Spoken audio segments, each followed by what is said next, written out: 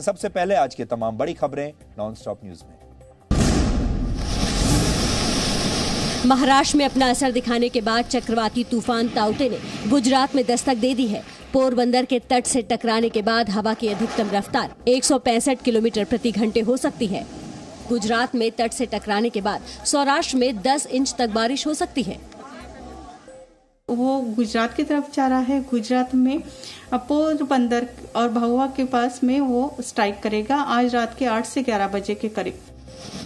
जानकारों के मुताबिक 23 वर्ष बाद गुजरात में भयानक तूफान आने की संभावना है, लिहाजा गुजरात के 17 तटीय जिलों को अलर्ट पर रखा गया है। गुजरात में एनडीआरएफ की सबसे अधिक 50 टीम तैनात है।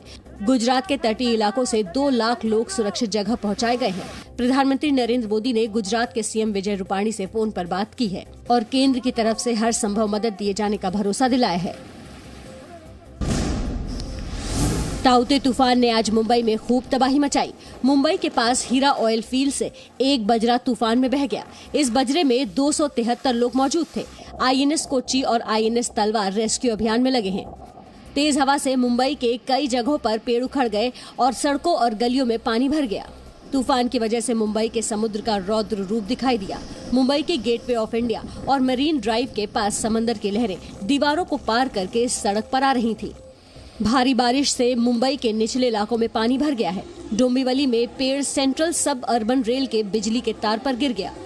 ताउते तूफान की वजह से मुंबई के अलावा महाराष्ट्र के समुद्र से लगे दूसरे इलाकों में भी भारी नुकसान हुआ है।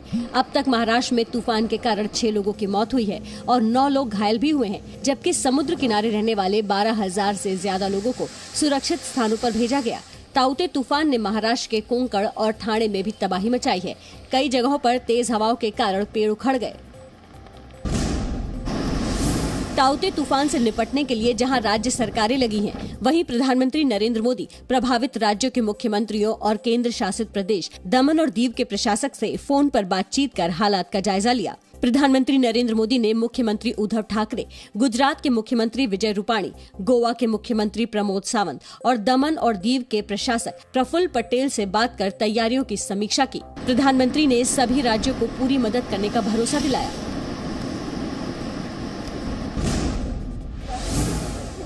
नारदा स्टिंग केस में गिरफ्तार पश्चिम बंगाल के 2 मंत्रियों, 1 विधायक और कोलकाता के पूर्व मेयर को सीबीआई कोर्ट ने जमानत दे दी है। सीबीआई ने चारों की 14 दिन की कस्टडी मांगी थी।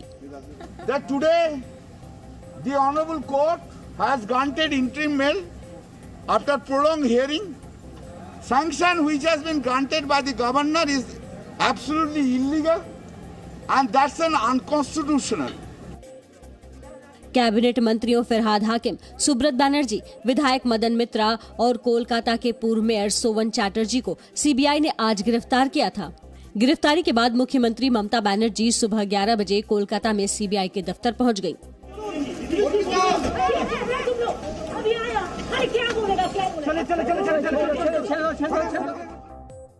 ममता बनर्जी चारों नेताओं की रिहाई की मांग को लेकर निजाम पैलेस में सीबीआई दफ्तर के अंदर धरने पर बैठ गयी। ममता 5.5 घंटे सीबीआई दफ्तर में रहीं। टीएमसी ने गिरफ्तारी को गलत बताया तो सीबीआई ने बयान देकर इसे सही ठहराया। CBI had registered the instant case on 16th April 2017 on the orders of Honorable Kolkata High Court. It was alleged that the then public servants were caught on camera while receiving illegal gratification. Shri Firhad Hakim was seen to have agreed for acceptance of bribe money of rupees 5 lakhs on camera. Narada sting operation 2016 के बंगाल चुनाव से पहले सामने आया था। एक फर्जी company को कारोबारी मदद देने के बदले रिश्वत लेने के इस मामले में टीएमसी के 3 मंत्री और 7 सांसद समेत 13 आरोपी बनाए गए थे। कलकत्ता हाईकोर्ट ने 16 अप्रैल 2017 को सीबीआई को जांच सौंपी थी। नारदा स्टिंग केस में टीएमसी के मंत्रियों की गिरफ्तारी के खिलाफ टीएमसी समर्थकों ने सीबीआई दफ्तर पर पथराव किया।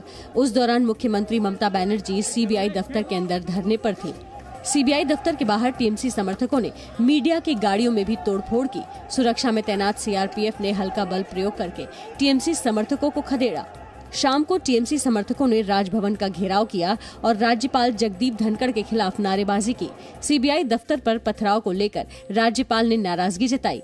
कहा, पश्चिम बंगाल में हालात बद से बदतर होते जा रहे हैं। पश्चिम बंगाल में स्थिति को बिगड़ने दिया जा रहा है। ममता बनर्जी सरकार संविधान के मुताबिक काम करे। बीजेपी ने आरोप लगाया कि ममता बनर्जी सियासी फायदे के लिए एक बार फिर केंद्र और राज्य में टकराव पैदा कर रही हैं। इसमें अपराध तंत्र है, इसमें कोई राजनीति नहीं है। जो नारदा का रुपया खाया उन लोग गिरफ्तार हुआ, इसके साथ राजनीति का कोई लेना देना नहीं है, बीजेपी का भी कोई लेना देना नहीं है। बीजेपी ने मांग की कि मुख्यमंत्री ममता बनर्जी ने खुद भीड़ को पथराव के लिए भड़काया, उन पर भी कार्रवाई होनी चाहिए। कोरोना महामारी के खिलाफ डीआरडीओ की दवा 2-डीऑक्सी-डी-ग्लूकोज यानी 2DG को आज अस्पतालों के लिए जारी कर दिया गया, जहां ये दवा कोरोना मरीजों के इलाज के लिए अस्पतालों में मिलेगी। रक्षा मंत्री राजनाथ सिंह और केंद्रीय स्वास्थ्य मंत्री डॉक्टर हर्षवर्धन ने इसे लॉन्च किया। मैं तो उनको अपनी तरफ से बधाई देना ही चाहता हूँ, पूरे डीआरडीओ को बधाई देना चाहता हूँ, डीआरडीओ के हमारे चेयरमैन को भी बधाई देना चाहता हूँ, डॉक्टर जी सतीश रेड्डी को भी। इस दवा को डीआरडीओ ने बनाया है और इसे बनाने में लगभग 1 साल का समय लगा। डीआरडीओ ने इस दवा को डॉक्टर रेड्डीज लैबोरेटरीज के साथ मिलकर तैयार किया है। We are also in continuous touch with Dr. Reddy Laboratories to produce more and try to give this medicine to all.